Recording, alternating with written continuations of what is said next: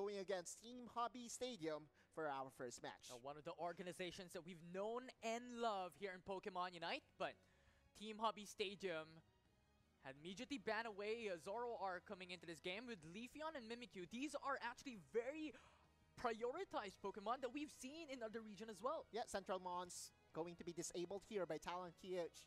Just making sure to remove the unexpectancy of both this Pokemon.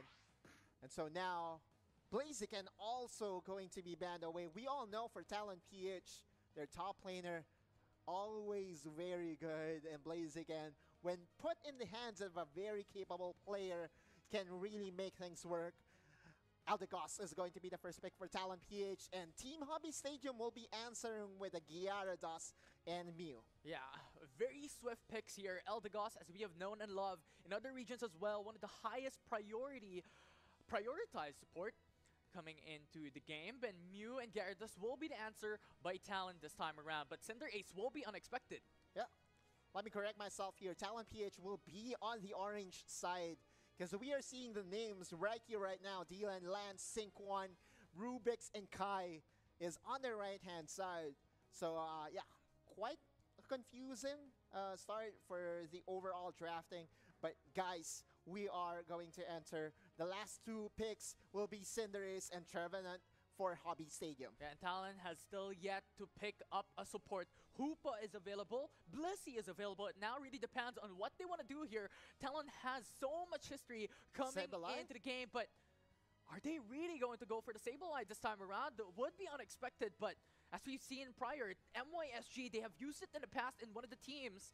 So that could be applied here, but Hoopa is to be expected. The likes of Blissey or Clefable can fit in as well. Yeah, all about sustain.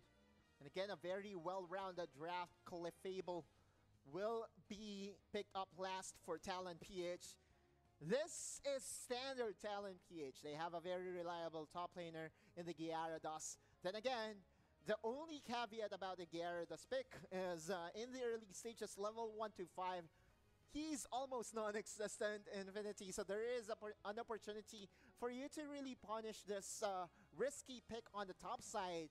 And I believe with the picks that has been shown here by Hobby Stadium, they do have the Gardevoir, they do have the Cinderace that can really put in the offense and penetrate through the defenses of Talon PH. Yeah, a lot of capability for damage here, and when it comes to Team Hobby Stadium, they have huge dependence on Eldegoss and Trevenant to be able to push back Talon in this game. As when it comes to the attack or defensive capability of this lineup, it's not really looking that great in comparison to Talon PH. Yeah. All I know is that they are really focusing on having a glass cannon type of a lineup here, and there is a very big possibility that if they can punish the top side of the map, they will be having a decent early game, and hoping to really have a very good mid game on towards a potential win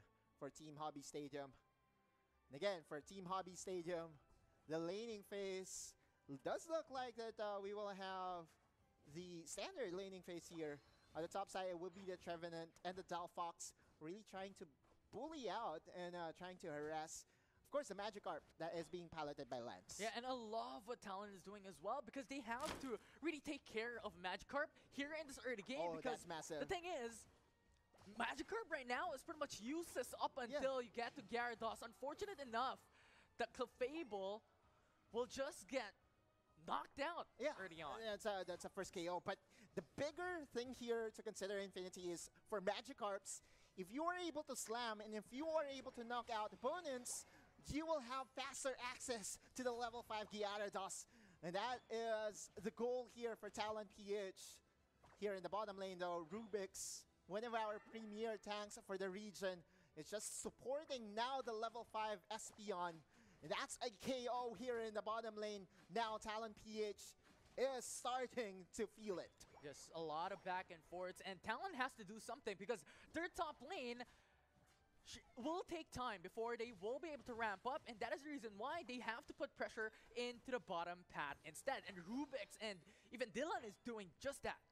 Dylan one of the best Mew players that we have here in the country, will be getting his hands onto one of his patent picks. Kai still very annoying on the top side, just allowing space for the Magikarp to really reach that level 5.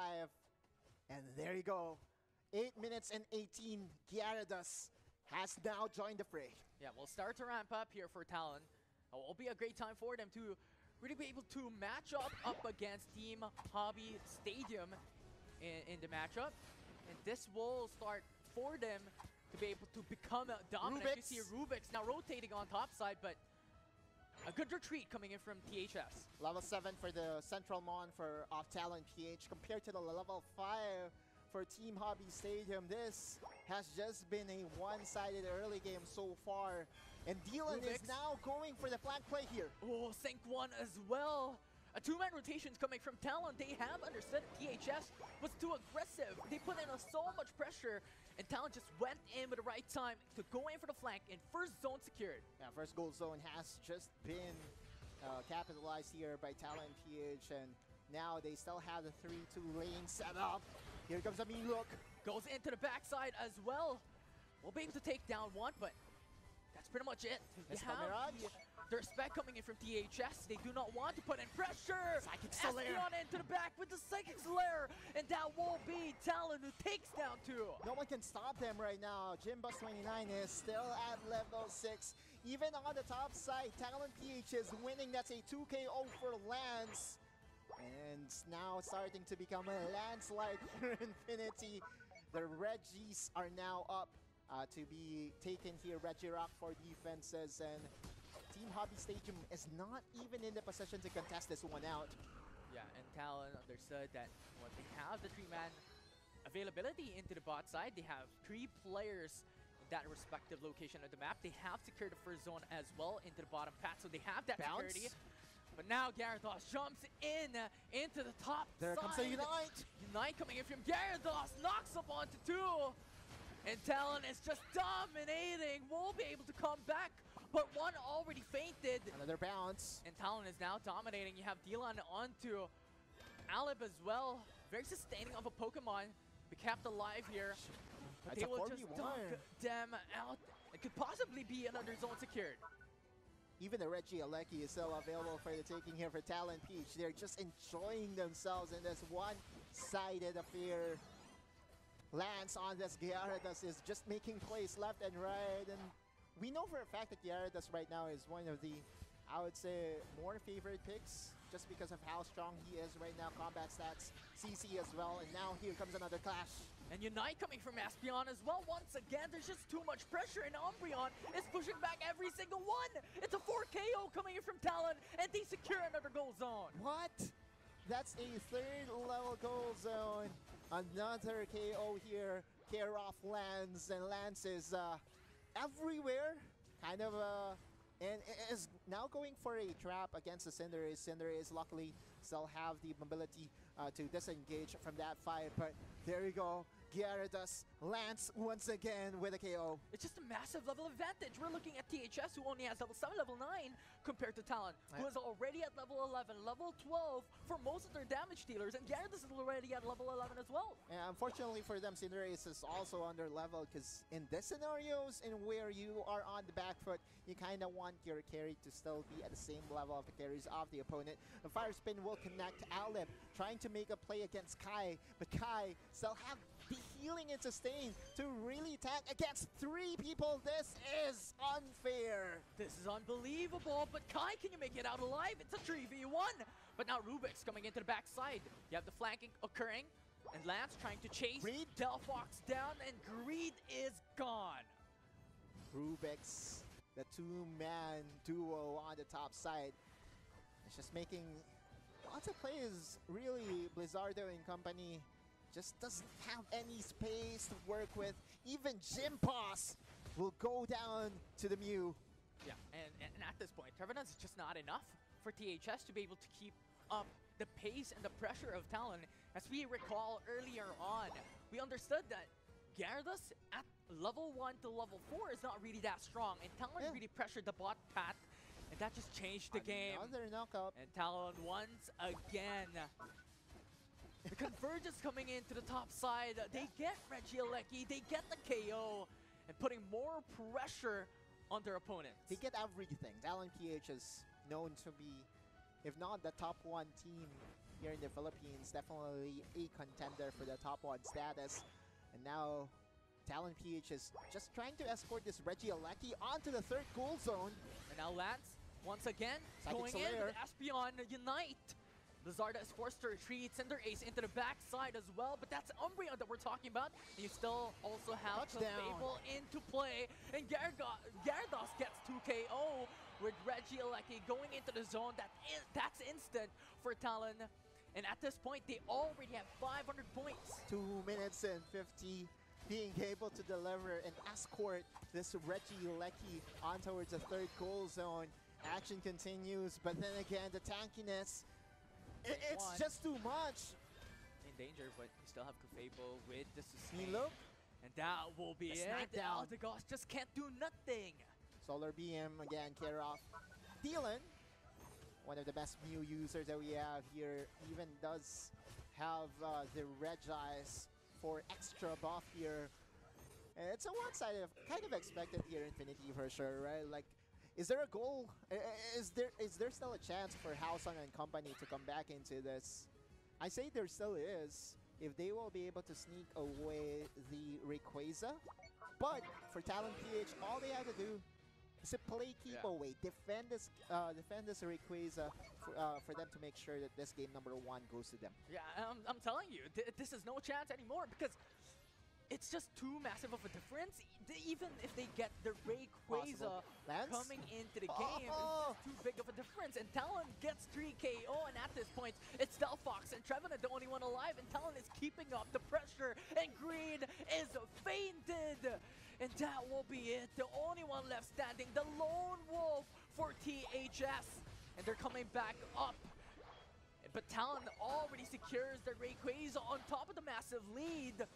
This will just be it, but THS at this point still has 1 more game to be able to change things up.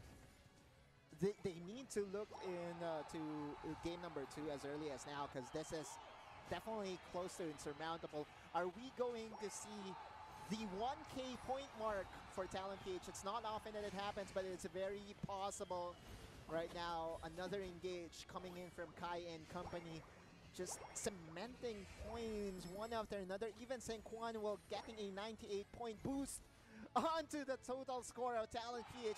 Just 40 points away from the elusive 1K point mark. Is that going to happen for our first game?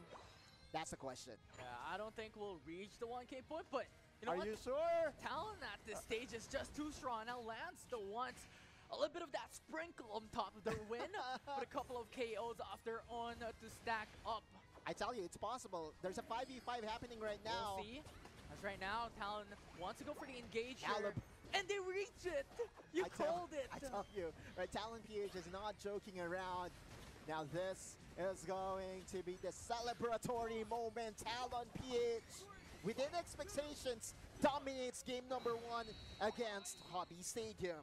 What a performance that we have seen into one of the favorite teams coming into the Philippine regional qualifiers, but not like this.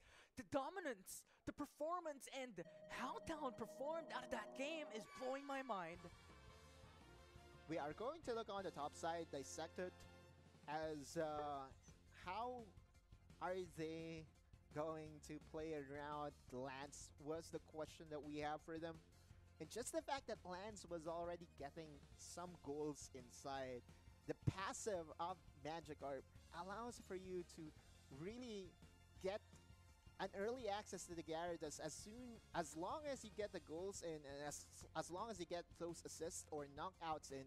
Senquan will be our MVP, but to me, Lance was everywhere this game. Yeah, and the condition for THS to be able to have at least that fighting chance up against Talon is to put a lot of pressure onto the likes of Gyarados for that level and experience to be delayed as much as possible for Lance. But the thing is, they are getting pressured themselves into the bottom path. You have Umbreon, you have Dylan as well, putting so much pressure, getting a lot of points in their favor, and getting a lot of KOs of their own. Senquan being allowed every space in the world to just focusing focus on leveling up and has to be looking same composition. Team MYS played this once. Dodrio as well as Sableye will be all over the map and will try to secure a lot of points for themselves. And we haven't seen exactly this composition for Talon compared to MYSG, but we have something similar, a parallel to the composition of the likes here for Talon, having the likes of Sableye and 2 speedsters coming into a single draft. Right. And that draft, recalling from Team MYS or one of the teams from MYSG, just got Regieleki in a split second. And that is something that we can expect here for Talon in this composition. Yeah, it's known for burst damage, but more so as a Dodrio user, right? Like, it is kind of expected that you will be getting a lot of dunks early, and a lot of dunks means that you will have a lot of experience advantage, right? Like, beware, or you know, if we are going to witness Talon PH play the same composition to its full potential, it is kind of expected the speedsters will really be manning and invading the central area of Team Hobby Stadium over and over again. Yeah, but we were highlighting Talon so much, but looking at their opponents as well, I think they were able to adjust. Now they have a lot of hindrances. The likes of Blastoise coming into fray with a Hydro Typhoon that can potentially change the team fight. And you also have Mr. Mime. As you can recall a while ago, you've mentioned this. A couple of damage as well, but a lot of pushback potential for this lineup. Yeah, I feel it's lacking though. It's very conditional, right? Like, you have to push them against the wall, and just by how mobile Talon PH is right now, I feel that they need more than the Squirtle to really control and slow them down. But now we are going to enter game number 2. Sync1 will be piloting Doduo or Dodrio in the central area. And yeah, that will be the focal point of our game number 2 here, right? How effective will the speedsters be? It does look like that the early goals coming in from Rubix and Dylan. Dylan, now Sylveon, early access to the evolution. Yeah, and now you have the Hyper Voice as well for Dylan. And aside from the points that they were able to get upon stacking onto the dunks as well, they're able to get XPs. They're able to level up when they dunk onto the goal zone of their opponents. And that is the reason why Dylan just got that level 4 very early on. And right now, Rubix as well was able to go in for the evolution. Right, and even Talonflame was getting a KO for himself. I believe it's on the top side with the help of the Sableye. Now Talon is just, again, dominating both sides of the map. Rubix will now have access to the mean look in a short while. There you go. G-Boss and company just cannot do a thing against the AoE damage from Dylan. Yeah, Ralts can't do nothing. He still has to ramp up. He still has to reach that level 5. He still has to reach that level 7 to be able to really do some damage. At this stage, Mr. Mime and Ralts or Gardevoir in the base evolution will not do anything up against the likes of these stronghold Pokemon in the game right now. Umbreon and Sylveon that ramps up at level 4. This is what I was saying, right? Like, this Mr. Mime. Sure, you do have the barrier, you do have the pushback to at least control your opponent. It's really hard to do so. And now even Kai is just playing with fire right now against Greed and Alib. Will still be able to escape just Sableye things. And here in the bottom lane, right, like Hausen is not allowed to play at all. Level 7 to level 4, a 3-level disparity. My word. This is just ultra fast, even for Talon PH's standards. Yeah, 1 down as well for THS when it comes to the goal zone, stacking up 160 points, a very considerable amount. And we've called this. The composition of Talon right now is not relying onto that late game potential, the likes of the Gyarados and the Clefable that we've seen prior that needs that helping hand. And at this point, with 2 speedsters availability, with Umbreon and Sylveon coming into play with Sableye, they're just starting off strong and they can finish strong. Oh yeah, sure. Right, like that's the goal for Talon PH, to leave Team Hobby Stadium behind and not allow them any opportunity to come back into this. The speedsters deal a lot of damage, and even Dylan is actually just dealing with Regirock by himself, allowing his team to really cover for him. And just look at level difference. It's double the amount. Talon's already sitting at level 9, level 10 in average. well, THS is falling down behind. And given the fact that you already have 2 goal zones down, one of each paths in top path and bottom path, they could just get the objective uncontested. And this is the thing, right? Like, if you are going to draft Squirtle, it's also not your early game Pokemon that can really challenge all this early game Pokemon, right? Like, you do have the Sableye, the Dodrio, Talonflame. On the top side, they will be getting another Regieleki for themselves. Gym Boss. Rubix, don't do this. Oh, man. Just went in for the flank, and then Sylveon just came back in. It's a 2v1, and you also have Kai just sitting around the bush. Sync 1. Dealing so much damage into the backside. Talonflame just jumps into the back as well. There's just no escape. Regieleki gets the third goal zone and securing another KO. At 5 minutes, they already are past 300 points. Talon PH right now, they are in their element. Does have 40 points for Dylan to again just be ready to get slammed here. Alep, will there be finally a play? This Charina can actually make things work, but against the advantage, it's not gonna happen. Not like this! Alep is trying to keeping himself alive, but not enough. Dylan has just so much damage, and then Umbreon with the help as well of their defensive Pokemon, they dominate. And now Housesun stuck in the middle, isolated, and THS loses another. Now you have Blastoise spinning around, trying to deal damage. Sync 1 jumps into the back. And Alep, the only one left standing to protect the zone. But Sync 1 into the back just pecks him down, and Housesun will be left standing with 14 points to take the goal. 3 points remaining for the second goal zone here in the bottom area. Man, like, you look at Sync 1 is already level 12. As well as the Talonflame, right? Like, the closest to the level 12 that we are seeing right now is a level 9 from Team Hobby Stadium. But even that is, you know, a big discrepancy altogether. Talon PH, we asked if they can run this double speedster composition. I guess the answer is an absolute yes for themselves. First KO potentially by THS.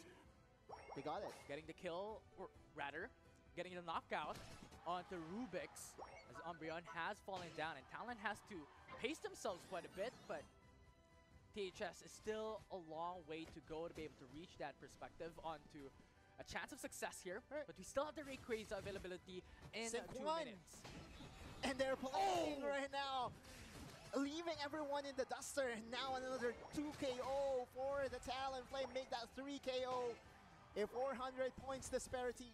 Make that a 500 points disparity. Talon PH is just playing with food right now. Infinity. Full team wipe by Talon.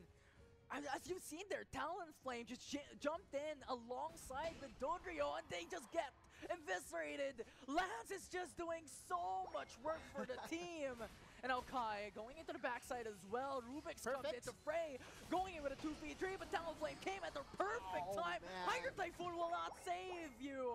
And THS gets 3 of their Pokemon knocked out, followed up by another. Sure, they got Kai, but at what cost? Now another 3 KO. Flame Sweep just to disengage.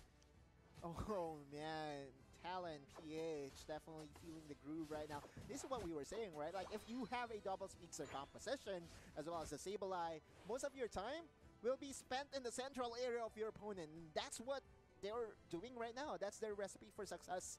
And so far, so good for their squad. Yeah, and THS, yes, their composition's it's a little bit balanced, right? You have that defensive capability, you have a lot of suppression and hindrances available for your composition, but it takes time. They need EVs for sure, this composition, right? Like, they need a way to answer the early game prowess of the lineup of Talon PH. And now, you look at Rubix against 5 people.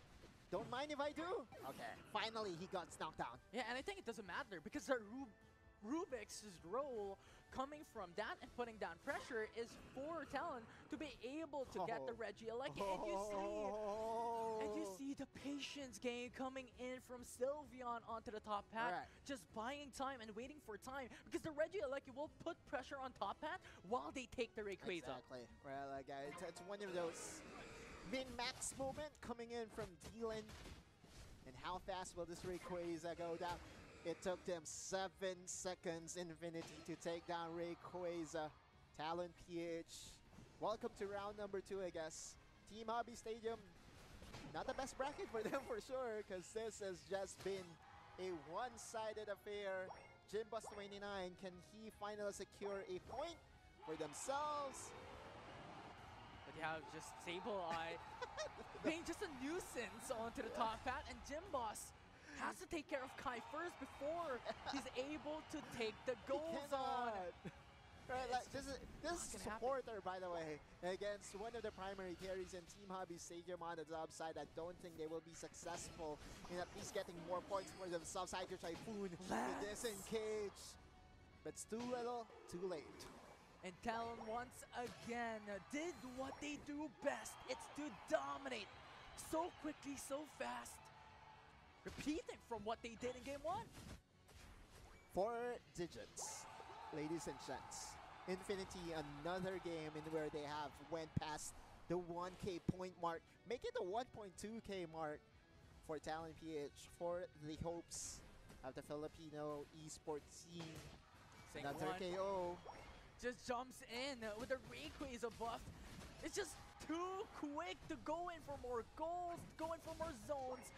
And we'll see as THS is struggling and hoping to keep up onto themselves and deal damage, but I don't think it's gonna happen. In 14 seconds on the clock, and Talon, with the same confidence that they shown us in game number 1, dominated once more in game 2 to secure the series win. In my experience casting for Pokemon Unite, this might have just been the highest score total I've ever seen one team pull off.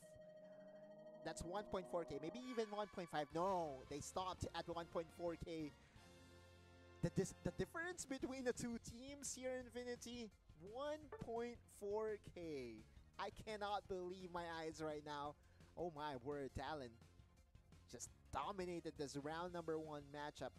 Yeah. Kind of expected, but this is still on a different level. It's just a complete difference of composition, right? Talon doubled down onto that early game, a steamroll potential of a composition with 2 speedsters and Sableye being a nuisance, and you also have Sylveon and Umbreon for that level 4 spike in power. And THS, the likes of Blastoise, the likes of Gardevoir, they have to reach level 5, they have to reach level 7, and the likes to be able to reach that perspective of strength in the game, and Talon is not letting that through, is not giving them opportunity and space to gain level and experience. Yeah, of course, right? Like they need all those EVs on their side, right? Like you gift Talon the double speedster composition with 2 EVs on their side. It was just a dream come true in terms of drafting, right? Like for Team Hobby Stadium, I know that they will be eliminated from the tournament, but this is a very good experience for them, right? Like the side of the bracket was not on their side, but yeah, keep on joining, guys. Yeah, and the draft right now for Talon is not particularly always applicable for every single matchup. It's also a risky composition that you're heavily relying on your strength coming into the early game. You have to be able to keep up the pace and to put so much pressure that you get so much level disparity up against your opponents. And Talon did just that, but in other situations, if you fall behind in the early game, this composition will falter. Oh yeah, for sure. But you know, this draft, for sure, 100%